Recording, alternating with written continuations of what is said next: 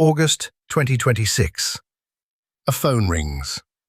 On one end, Real Madrid, the white giant, the club that rules the city he was born in.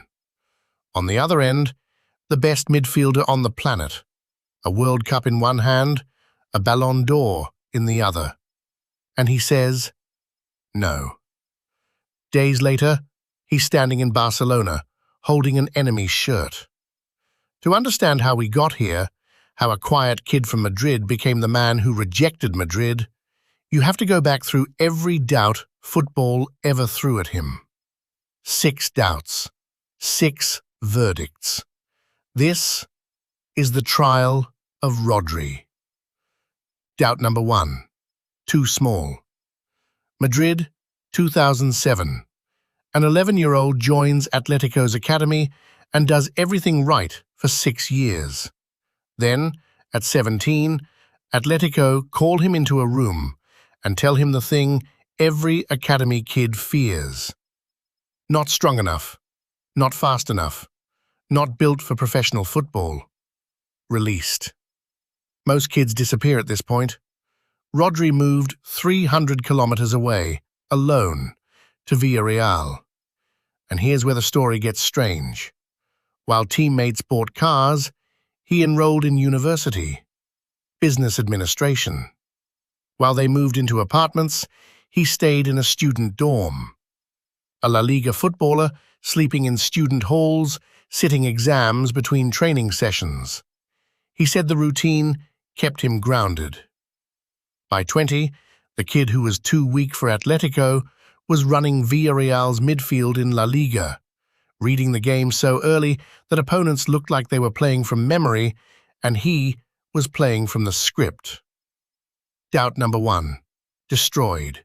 Doubt number 2. Fine, he can play, but not at the top. In 2018, Atletico did something clubs almost never do. They paid to bring back the kid they'd thrown away. 1 season under Simeone, and in that 1 season, he was so good that Pep Guardiola, the most demanding coach of his generation, told Manchester City to break their transfer record. £63 million, the most City had ever paid for any player. For a defensive midfielder. No goals, no step-overs, no headlines. English pundits called it a panic buy, a water carrier at a Rolls-Royce price. 12 months later, he'd started almost everything. City were champions again, and the panic buy was the first name on the team sheet. Doubt 2. Gone. Doubt number 3. The big one.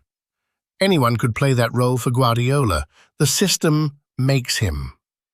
For 4 years, this followed him everywhere. City won the Premier League in 21, 22, 23, 24. 4 in a row, the first time that had ever been done in the history of English top-flight football. And still, system player. Then came Istanbul, June 2023, Champions League final, City against Inter. The one trophy the whole project was built for, the one night the system always froze. 68th minute. The ball breaks loose at the edge of the box.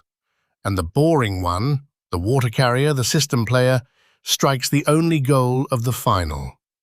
Manchester City are champions of Europe because Rodri won them the final. 1 year later, he did it for his country, champion of Europe with Spain, and named the best player of the entire tournament. Systems don't score in finals. Systems don't get voted player of the tournament. Doubt 3. Demolished. Doubt number 4. Great player, sure. But the best in the world? Defensive midfielders don't win the Ballon d'Or. And for 64 years, no Spanish man had won it at all. Then, September 22nd, 2024, the Etihad. City against Arsenal. A twist, a collapse, a scream. ACL. Season over. And here is the cruelest, most beautiful proof in this entire trial. 1 month after surgery, Rodri walked into the theatre in Paris on crutches and walked out with the Ballon d'Or.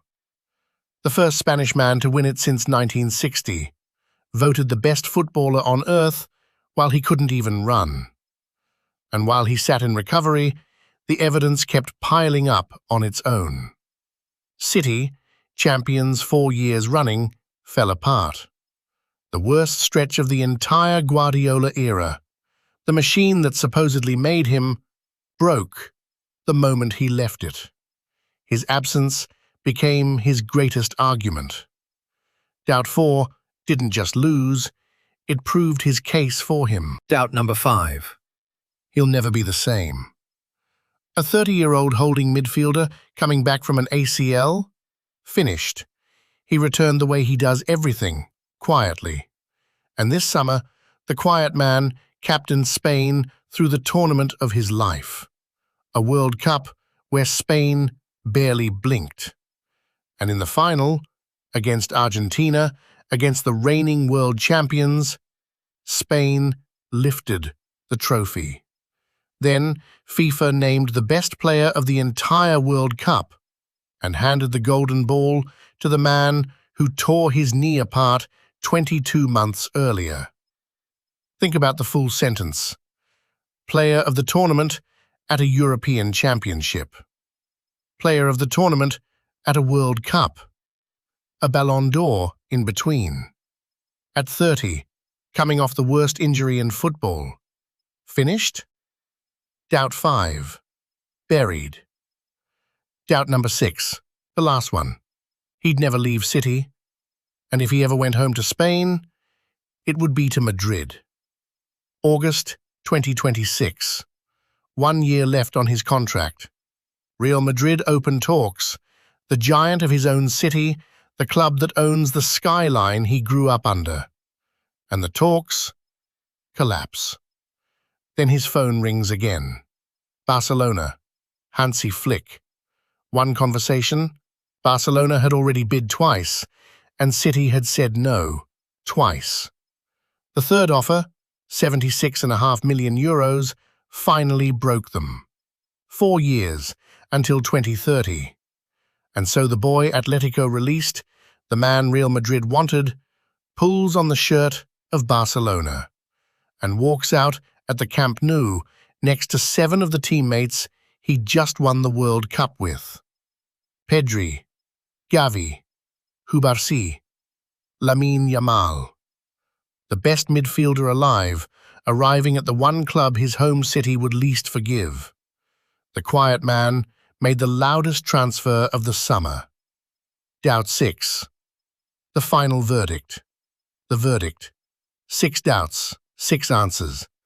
Too small, 4 Premier League titles in a row. Not elite. A club record that became a bargain. A system player, the system collapsed without him. Never the best, a Ballon d'Or, accepted on crutches. Finished, a World Cup and its golden ball at 30. He'd never dare, a Madrid boy in Blaugrana. And through all of it, Rodri never argued once. No tattoos, no social media, no noise. He just kept showing up, kept passing, kept winning, until the doubts ran out of words. Final score. Doubters, 0. Rodri, everything. The quietest superstar football has ever produced now anchors Barcelona. And somewhere in Madrid, an academy coach still remembers the 17-year-old he let walk out the door.